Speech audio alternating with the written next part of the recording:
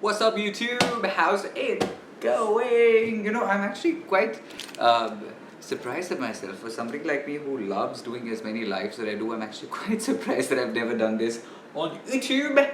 Hello, hello, hello. How's it going? I love doing. I love the.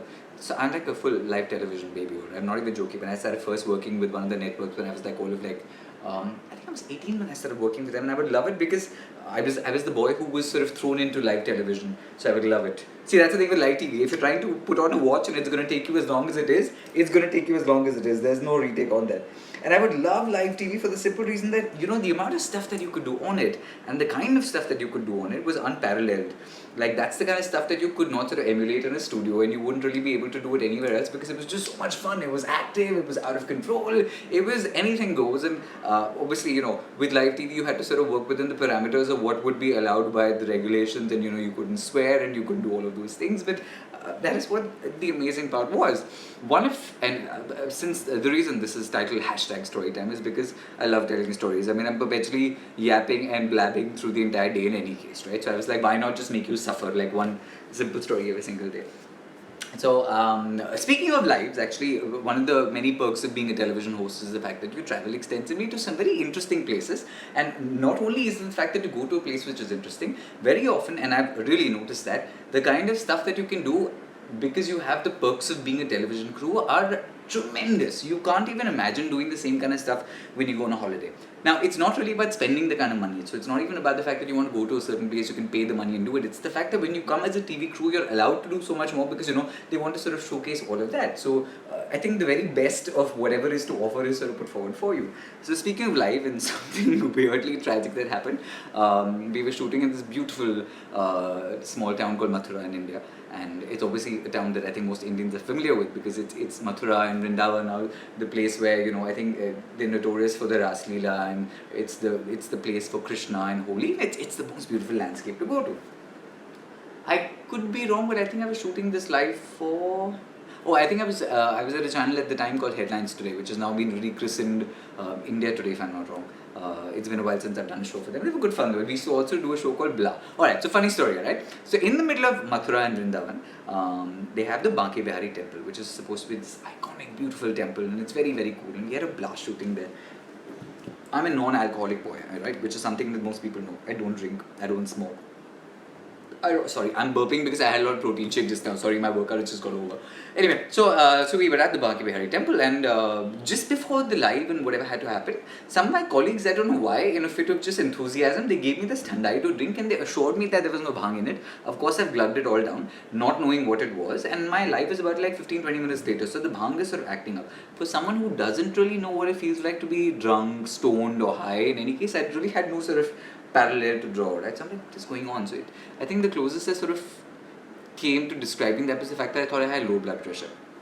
Anyway, I'm doing the live and I'm extremely sort of whatever, so my producers have figured out that something is off. So we did a much shorter live than we were supposed to, and we got along from it, okay? And I was just like, oh my god, why would people do this to me? Not even the weirdest part of the trip. Alright, now, as it goes, since this is #Storytime, Mathura and Vrindavan in India are extremely well known and popular for various kinds of Holi that they celebrate, right? So they've got the Latmar Holi, in which you actually, as part of the Ras Leela between the Devar and the Bhabi, the sister-in-law sort of hits the husbands and the Devars all with like a chadi of some sort.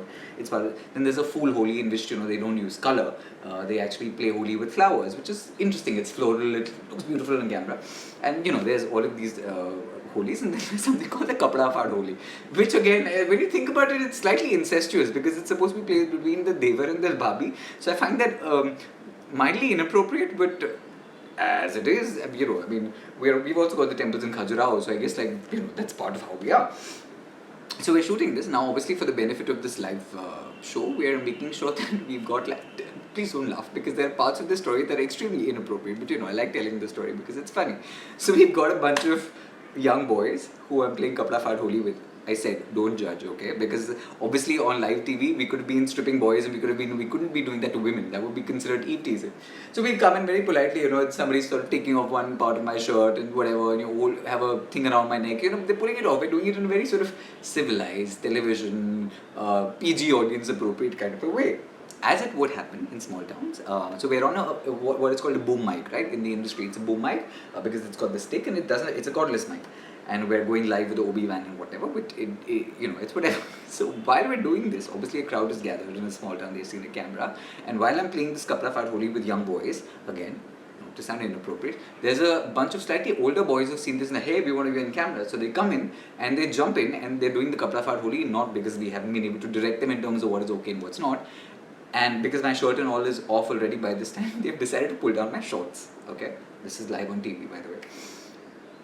In the most 70s, 1970s kind of pan that you can have, my camera person very beautifully goes from my face and just zooms to the sky. You know, like the thing when you had like heroes and heroines kissing and then that would not be allowed. It was something very similar to that which happened.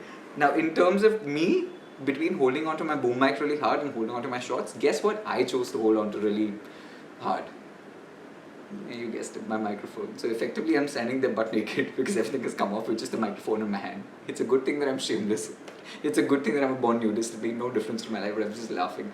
And it's good because nothing really went on. I think this was Tabriz, who was my camera person. It was great fun. We were bored shooting this. And my producers are in my ear in the PCR and they're laughing, okay? And I was just like, dude, if this happened to a female anchor, this would be like a court case or a police case. And with me, it's just like mockery. It was hilarious though. We had a blast. It was good fun. While we were doing the Chadi Holi, there was this one woman, I don't know why, she had these long nails, okay? And she was pinching me. So she pinched me by my nipple. Weird story, alright?